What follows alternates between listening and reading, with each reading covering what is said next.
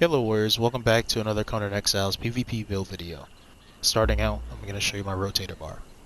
Typically I use a spear, longsword, warhammer, greatsword. Usually for this build, any type of weapon will work. This is a updated version of my commander build. This is a build that I used to run a lot in the previous patches. It was a medium armor build, but for conventional use and the changes of the patch, I wanted to try something with heavy armor.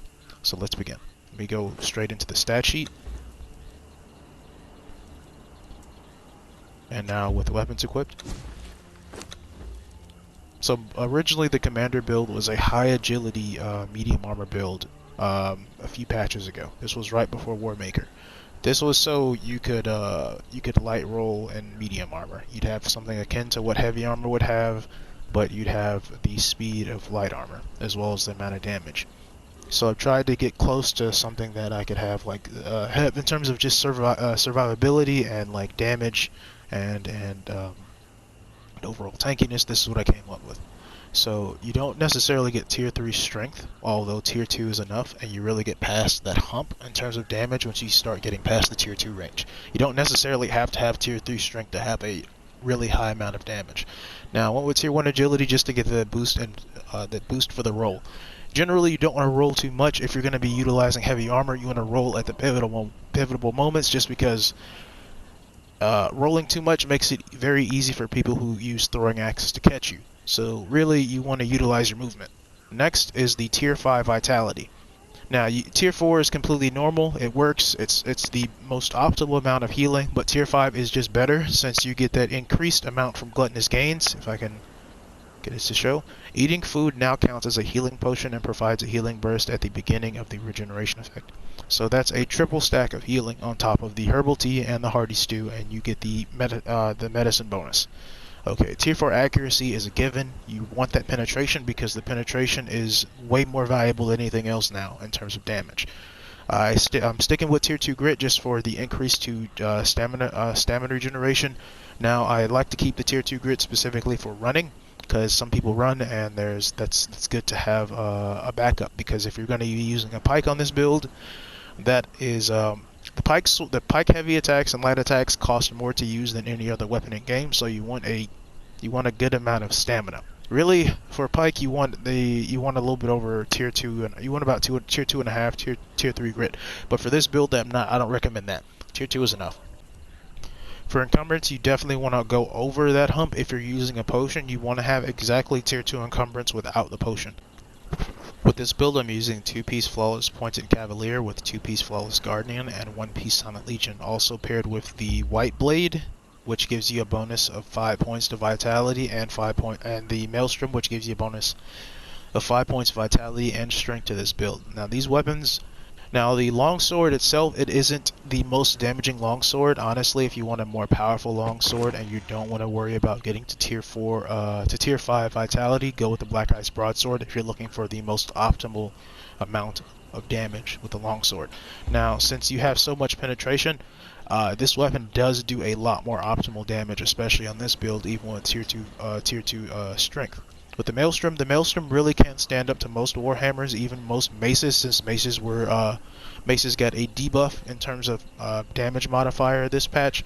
So Warhammers still have a place, but just be careful trying to trade with so many different weapons, because Warhammer doesn't have the amount of hyper armor that it used to have unless you get the first few swings off. Also, I prefer using greatswords too. Greatswords are kind of my bread and butter. I definitely would include greatswords, just because, I mean, they have high damage and they have high penetration already, so since the penetration is additive, it's only a benefit.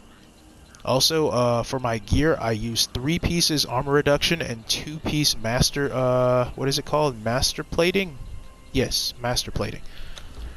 This is specifically just to get me enough armor to get to that 80% mitigation mark, as well as not pushing my weight over too much, so I can carry as much as I could possibly can. So this is the variant that's more geared towards damage on the commander build. If you want to have a higher amount of just strength paired with your accuracy, go tier 3 strength, tier 1 agility, tier 4 vitality, tier 4 accuracy, tier 2 grit, tier 2 encumbrance, and put the rest into survival. So basically I just switched out the chest plate and the pants for the flawless Yamatai Warlord. So this is to give you that extra health, or to switch out those 2 points into strength and give you that health, just so you could have a leveled amount of health.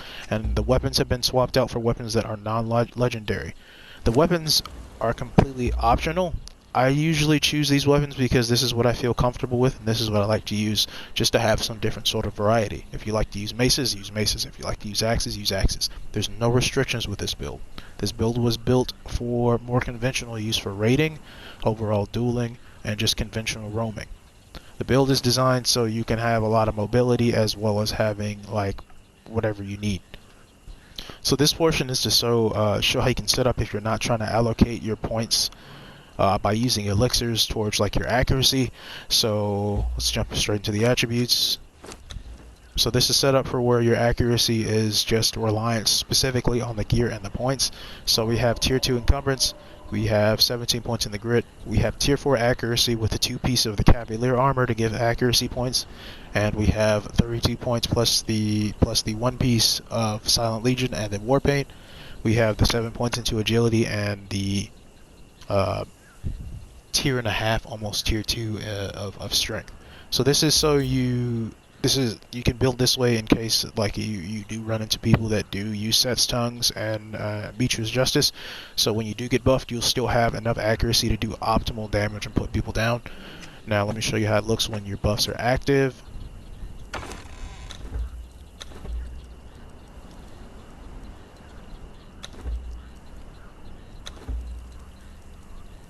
That's all the buffs. Yep, that's all the points. That's all the buffs when they're active. So you have tier 2 strength, tier 1 agility, tier 4 vitality, a little over about half a tier 4 accuracy, 4.5, tier 2 grit, and tier 2 encumbrance, and 5 points into survival. So this way you'll be able to sustain even when you do get debuffed. So pretty much that's it. I hope you enjoyed the video. Thanks again for watching. Keep slaying.